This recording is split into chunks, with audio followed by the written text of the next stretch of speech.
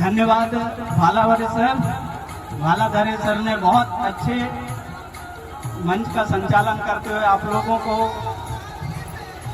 मंच में जो है बैठे रहने के लिए, सुनने के लिए प्रेरित करते रहे। उनका मैं बहुत बहुत धन्यवाद इस मंच की ओर से देता हूं।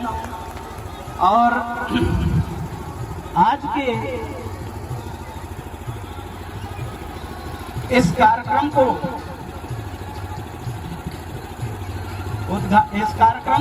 उद्घाटक के रूप में माननीय जागा लियोने सर, प्रमुख अतिथि आर लियोने सर, माननीय इंजीनियर इंद्रपाल भलावी सर, मुख्य अतिथि एवं विशेष अतिथि एवं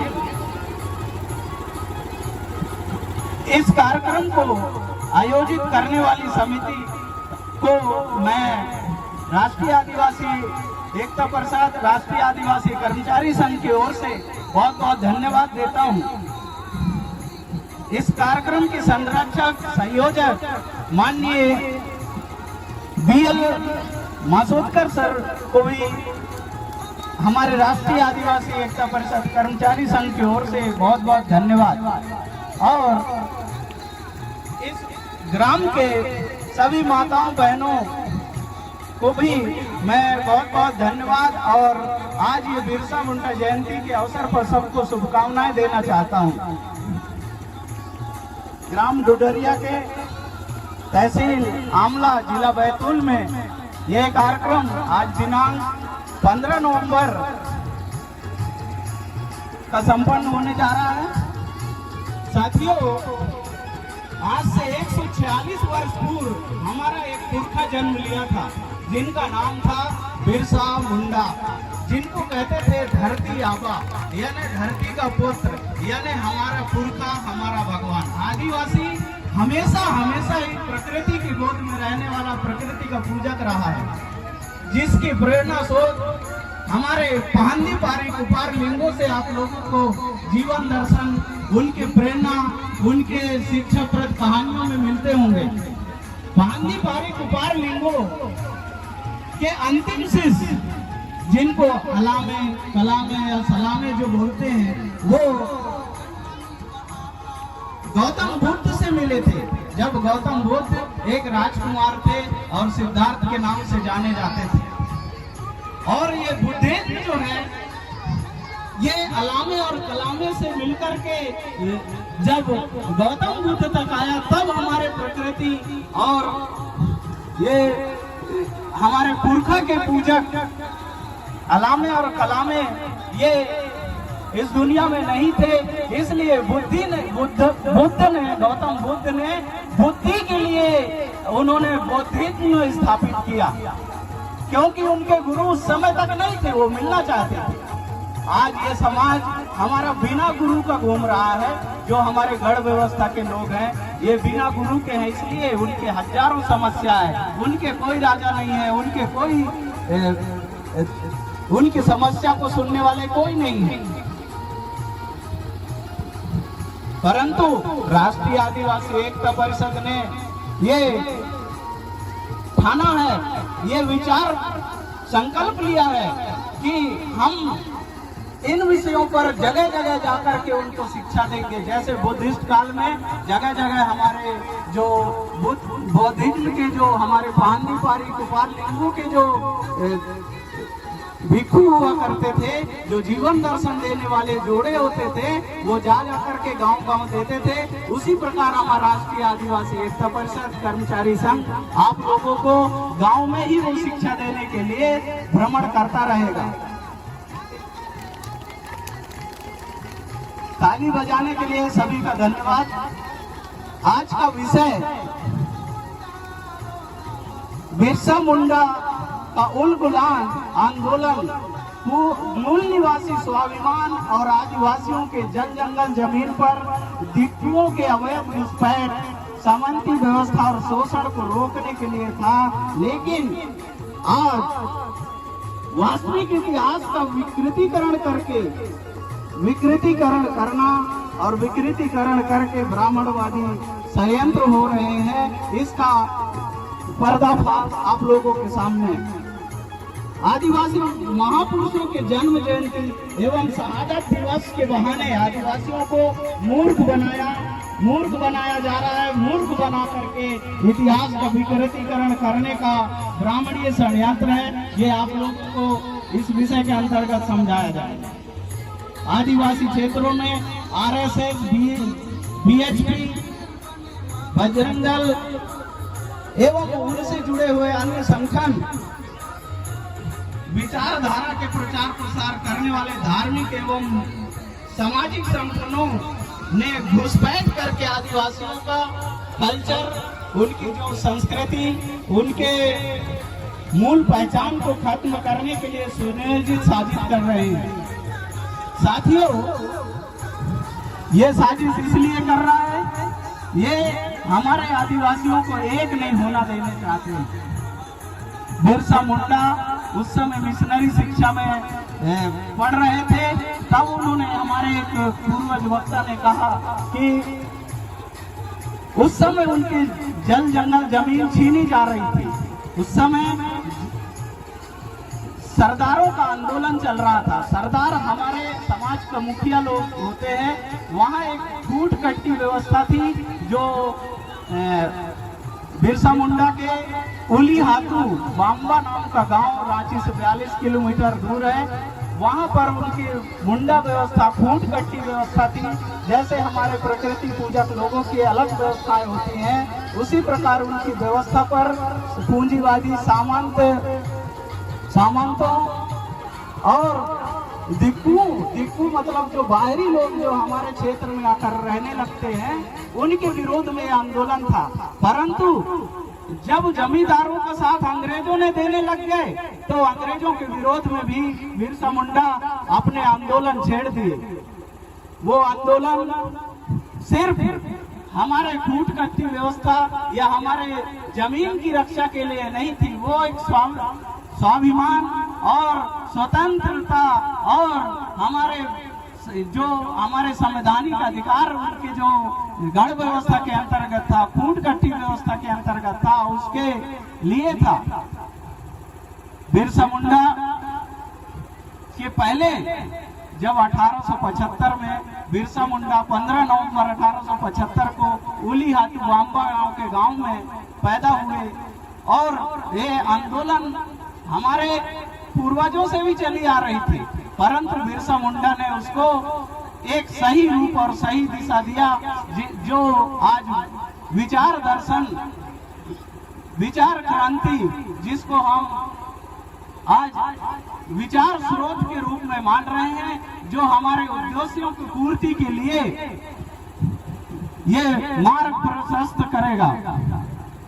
मार्ग प्रशस्त इसलिए करेगा क्योंकि ये अन्याय और अत्याचार आदिवासियों के ऊपर दिनों दिन बढ़ते जा रहे हैं। हमारी समस्या आज एक नहीं है, विभिन्न प्रकार की हमारी समस्याएं हैं। हम किन से लड़े, दुश्मन दिखाई नहीं देता है, तो ये दुश्मनों के विरोध में है। तो हमारे संविधान में 15/4, 16/4 से हमको नौकरियों में, पढ़ाई में आरक्षण मिला।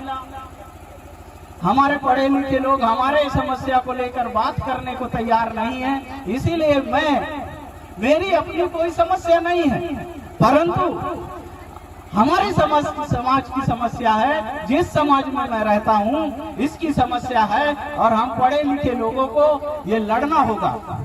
पढ़े लिखे लोग इस आंदोलन को, इस लड़ाई को हमारे समाज की लड़ाई समझते हुए लड़ेंगे। इसलिए ये तिलका मांझी का आंदोलन आप लोग पढ़े होंगे शायद। तिलका मांझी सन 1771 से 1784 तक लड़े, 15 सालों तक लड़े। इसके बाद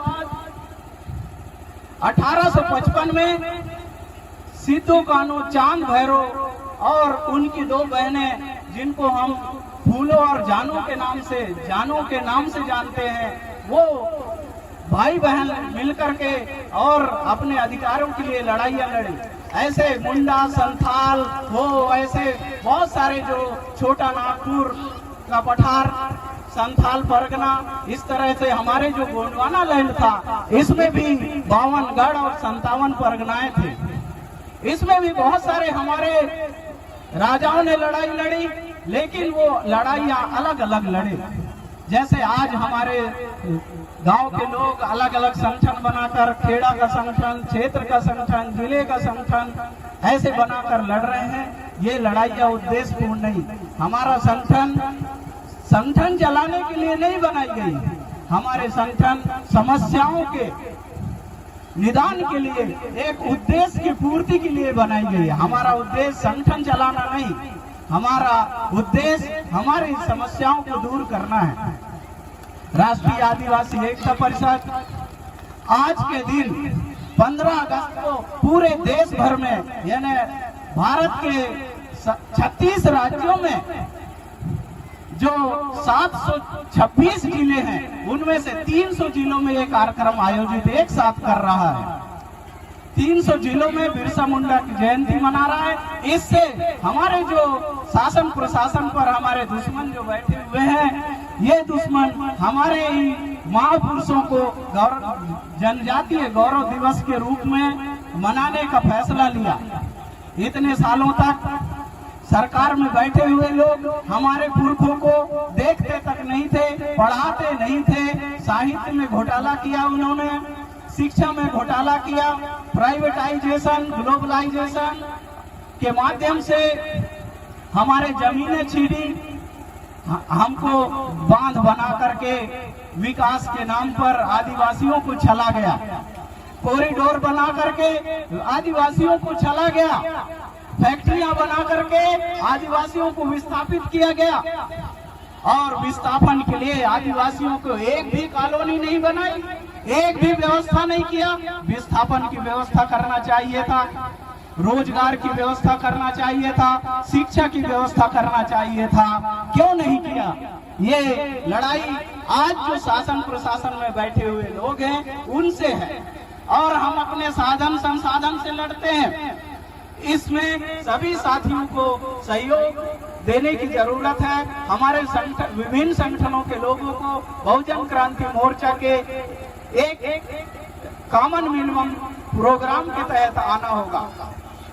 समस्याएं राष्ट्रीय स्तर की हैं, समस्या राष्ट्रीय स्तर की है, और हमारे संगठन गांव के, खेड़े के, जिले के, क्षेत्र के, राज्य के संगठन इस समस्याओं के निदान के लिए कुछ नहीं कर सकते।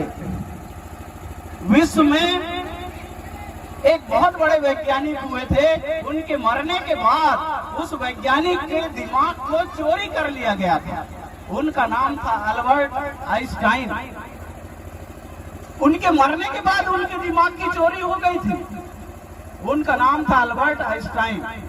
अल्बर्ट आइंस्टाइन कहते हैं, problem can not be solve within the frame within which the problem are created। यानी इसके कहने का मतलब है कि जिस सिस्टम से, जिस शासन व्यवस्था से हमारे समस्याओं का निर्माण किया जाता है, उसी सिस्टम से, उन शासन से हमारे समस्याओं का निदान नहीं हो सकता। साथियों, हमको हमारी शासन व्यवस्था लानी होगी। इसके लिए हमको एकजुट होना पड़ेगा, और एकजुट होकर के हमें हमारा राजा अगर बनेगा, तब हमारे शासन जब आएगा, तब हमारी समस्याओं का निदान होगा। जब हमारी समस्याओं का निदान हम खुद करेंगे, जब हम खुद शासक और मालक होंगे, यही बात तो संविधान में लिखा है। 5वीं और 6वीं अनुसूची हमारे फेवर में है। संविधान में दिए गए बहुत सारे मौलिक अधिकार हमको दिए गए हैं, परंतु उन संविधान में जो मौलिक अधिकार दिए गए हैं, उन मौलिक अधिकारों को लागू करने वाला हमारा दुश्मन बैठा हुआ है। बाबा साहब को हम आज क्यों नमन करते हैं? वो हमारे पुरखों में क्यों गिने जाते हैं? क्योंकि उन्होंने हमारी व्यवस्था इतने 100 साल के क्रांति के लिए उन्होंने चुना। जैसे संथाल, मुंडा, माली, गोंड, ये सबके आंदोलन से एसपीटी सीएनटी एक्ट बना। एसपीटी और सीएनटी एक्ट को 5वीं और 6वीं अनुसूची का नाम देकर पूरे देश भर में उन्होंने लागू करवाया। परंतु संवैधानिक हमको वो अधिकार होते हुए भी आज उसको पेशा एक्ट के माध्यम से, पेशा का मतलब होता है panchayat extension to schedule area act 1996, ये कांग्रेस के शासनकाल में ये जो पेशा एक्ट बना करके 5वीं और 6वीं अनुसूची को काउंटर कर दिया गया। हमारे ऊपर अन्याय अत्याचार होता है। ये अन्याय और अत्याचार के लिए 1955 में सिविल क्रिमिनल राइट बनाया गया था। उसको 1989 में यानी 1989 SC/ST एक्ट बना करके काउंटर कर दिया गया। हमारे विरोध में हमारे ही मूल निवासी हमारे विरोध में आज खड़े हो रहे हैं। हमारे मूल निवासियों को जो है विभिन्न जातियों में बांटा। अभी हमारे एक वक्ता मेरे से पूर्व उन्होंने कहा कि हमारे संगठन जो है आदिवासियों के देश भर में 2.5 लाख से अधिक हैं। पहले जातियों में बांटा गया। ये जातियां 8% आदिवासियों को 850 जातियों में बांटा, जिसको हम शेड्यूल ट्राइब कहते हैं। ये शेड्यूल ट्राइब हमारे आदिवासी है। आदिवासी कौन है? इस देश का मूल निवासी है। ये मूल निवासियों को संवैधानिक पहचान मिली, इसको हम शेड्यूल ट्राइब कहते हैं। शेड्यूल ट्राइब हमको 342 के अंतर्गत बाबा साहब ने 5 विषयों के आधार पर जो सर्वे कमेटी ने रिपोर्ट दिया था उसके आधार पर ये दिए गए। वो 5 विषय कौन थे? वो 5 विषय इस प्रकार है। एक सामाजिक रूप से पिछड़ा है, वो शेड्यूल ट्राइब है, वो आदिवासी है। दूसरा आर्थिक रूप से पिछड़ा है, शैक्षणिक रूप से पिछड़ा है, जिसके अलग कल्चर है, डिस्टिंक्ट कल्चर है। और 5वीं बात जो है वो है जिसके पास ये जो टेरिटोरियल पोजीशन है और ट्राइबल ट्रेट के गुण पाते हैं। ये ऐसे 5-6 विषय उस पे रखे गए थे। इसलिए आदिवासियों को अलग अधिकार और संविधान में विशेषाधिकार, जिसको हम 5वीं और 6वीं अनुसूची के माध्यम से जानते हैं, आज तक ये नहीं मिलने के कारण हमारे बीच में जो दलाल हैं उन दलालों को पहचानने की जरूरत है। हमारा दुश्मन कौन है और दोस्त कौन है, ये बात हमको समझने की जरूरत है। साथियों, ये कार्यक्रम इतने विलंब से शुरू होने की वजह से हमारे जो माताएं बहनें हैं वो जाने की तैयारी कर रहे हैं। तो मैं अंत में एक बात कहना चाहूंगा कि राष्ट्रीय आदिवासी एकता परिषद, राष्ट्रीय आदिवासी कर्मचारी संघ, भारतीय विद्यार्थी मोर्चा, राष्ट्रीय आदिवासी छात्र संघ, वाम सेव और भारत मुक्ति मोर्चा, बहुजन क्रांति मोर्चा ऐसे बना करके हमारे देश भर में ये संगठन काम कर रहा है। इससे जुड़ने की जरूरत है।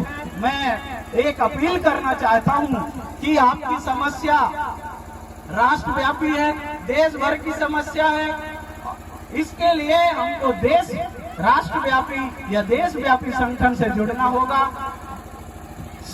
ये जो हमारी समस्या है, ये जो गटर का पानी है, ये दिल्ली से चलकर हमारे घर तक आता है और गटर का पानी जो है हमारे घर में घुस रहा है। हम उसको मिट्टी के बांध बना कर रोकने की कोशिश करते हैं। इसको हम सीमेंट का बांध बना करके रोकने की कोशिश करते हैं। वो पानी और समस्या बनती जाती है। मेरे घर से पड़ोसी के घर में, हमारे पूरे गांव में वो गटर का पानी जो है हमारे घरों में आ रहा है। हमारी समस्या बनी हुई है। इस गटर के पानी को हम एक समस्या समझते हैं और उसको हम मिट्टी और सीमेंट के बांध बनाकर रोकना चाहते हैं। ये उसका सलूशन नहीं है, ये उसका निदान नहीं है, क्योंकि ये पानी गटर का दिल्ली से चल के आता है हमारे घर तक।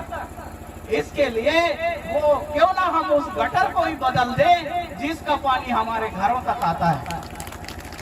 तो इस गटर को बदलने की जरूरत है। जो दिल्ली में शासन व्यवस्था है वो हमारे यहाँ से ही जाकर दिल्ली पहुँचता है, उसी को हमको बदलने की जरूरत है। मैं एक छोटी सी कहानी आपको बताना चाहूंगा। ये छोटी सी कहानी हमारे दादा दादी नाना नानी सुनाया करते थे और बहुत ही प्रेरणा स्रोत हुआ करता था। तो ये कहानी आप लोग सुनेंगे, इसमें बहुत बड़ी एक प्रेरणा आप लोगों को मिलेगी, एक ज्ञान दर्शन, जिसके लिए हम यहाँ हमारे दादा नाना ये जो बिरसा मुंडा है, जिनके हम प्रेरणा लेकर के आज कार्यक्रम आयोजित कर रहे हैं। मैं बिरसा मुंडा जी के घर गया था। उनके जो परिवार हैं वो आज भी हैं, लेकिन इतने माली हालत खराब है कि वो सब्जी की धंधा करते हैं, पढ़ने के लिए पैसा नहीं है, रहने के लिए वही टूटी फूटी घर है। शासन व्यवस्था उनके नाम से पूरे देश भर में कार्यक्रम मना रहे। गौरव जनजातीय गौरव दिवस काय का किस लिए गौरव है? हमारे राजा का नाम रेलवे स्टेशन का नाम रख दिए, उसकी कमाई कौन खा रहा है? वही खा रहे हैं। हमको लॉलीपॉप दिखाते हैं और लॉलीपॉप को दिखा करके अपने जेब में रखते हैं, जब जरूरत होता है वो खाते हैं। हरी हरी घास दिखाने से ये हम लालच में आने वाले नहीं हैं। साथियों, एक कहानी है, वो आप लोगों से मैं शेयर करना चाहूंगा। ये कहानी है अंधे माँ बाप थे। उनका एक बेटा जब हुआ तो उसके आंख थे। एक अंधे माँ बाप के बेटा, उनका आंख था, दोनों आंख थे। वो अंधे माँ बाप जब चक्की चलाते थे, चक्की से आटा निकालते थे, तो अंधा पीसे कुत्ता खाए, ऐसा आप लोगों ने सुना होगा। हमारे आदिवासी लोग, हमारे मूल निवासी SC ST OBC माइनॉरिटी के लोग पीसते रहते हैं, मेहनत करते रहते हैं, उसका आटा कुत्ता खा जाता है और थोड़ा बहुत बचता है, उसकी रोटी बनाई जाती है।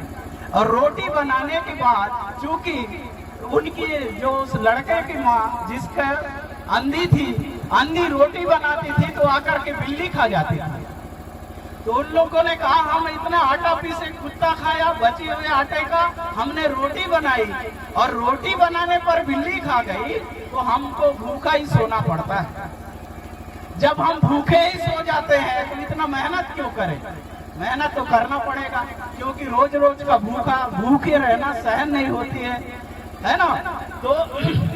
तो उन्होंने एक प्लान बनाया, दोनों अंधा और अंधी ने एक प्लान बनाया कि हमारा बेटा अभी छोटा है, बड़ा होगा, इसके आंख है, इसके आंख है, तो बिल्ली से निपट लेंगे, बिल्ली से लड़ाई कर लेंगे, बिल्ली को मारेंगे, कुत्ते को मारेंगे। वो बेटे के आस में उन लोगों ने एक प्लान बनाया कि जब मैं रोटी बनाऊंगी तब तुम जो है दरवाजे पे खड़े होना और एक बांस का डंडा लेके आप फटकारते रहना,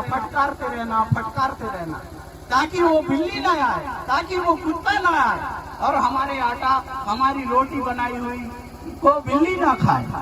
जब अंधी रोटी बनाती थी तो अंधा जो है दरवाजे पे खड़ा हो जाता था और डंडे से फट मारता था, बिल्ली नहीं आती थी, बिल्ली डर के मारे नहीं आती थी और उनका रोटी बच जाता था। और अंधा और अंधी और उनका आंख वाला बेटा तीनों मिलके खाते थे। जब उनका बेटा बड़ा हुआ तब उसकी शादी हुई। उसके शादी होने के बाद जब उनकी आंख वाली बहू रोटी बनाती थी और रोटी बनाने के बाद उनका आंख वाला लड़का जो है वो डंडा लेकर के दरवाजे पे फट आवाज करता था। एक दिन वो बहू उनकी, यानी जो आंख वाले बेटे के आंख वाली बहू एक दिन सवाल की, ये बताओ कि आप जो है आपके जो पिताजी हैं, आपके बाप भी डंडा फट करते हैं, आपकी माँ भी डंडा फट करते हैं और आप भी फट कर रहे हो, क्यों कर रहे हो? अब तो रोटी खाने को मिल रहा है ना, अब सबको रोटी खाने को मिल रहा है, तो ये डंडा फट करने का क्या मतलब है?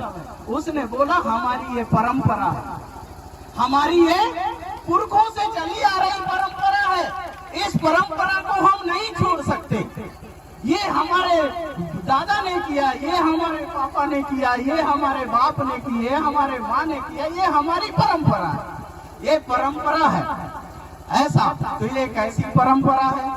आप तो आंखों में देख सकते हो, कान में सुन सकते हो और उस पे सोच समझ सकते हो, ये परंपरा को कैसे निभाते चले जा रहे हैं। तो बोला ये एक समस्या थी, इस समस्या के लिए हम डंडा फटकारते थे, वो समस्या दूर हो गई। अब हम आंख वाले हो गए हैं। अब ये आंख होने की वजह से ना कुत्ता आता है, ना बिल्ली आती है, रोटी खाने को मिलता है, तो भी ये परंपरा को निभाए जा रहे हैं। उसकी आंख वाली बहू ने कहा, वो आंख वाली बहू की बात को जब ध्यान दिया तो उनके माँ बाप को भी बुलाए और पंचायत में ये फैसला हुआ कि जब हमको रोटी मिल रही है, बिल्ली नहीं आता है, कुत्ता नहीं खाता है, तो ये परंपरा को क्यों निभाए जा रहे हैं? इस परंपरा को निभाने के पीछे हमारा क्या लॉजिक है, क्या तर्क है, क्या बुद्धि है, क्या ज्ञान है? उस ज्ञान और बुद्धि की ओर हमको जाना पड़ेगा। हमको परंपरा का निर्वहन करना चाहिए, लेकिन जो सही परंपरा हो उसका निर्वहन करना चाहिए। तो उनका बेटा आंख था, वो अंधा नहीं था, परंतु बुद्धि का अंधा निकला।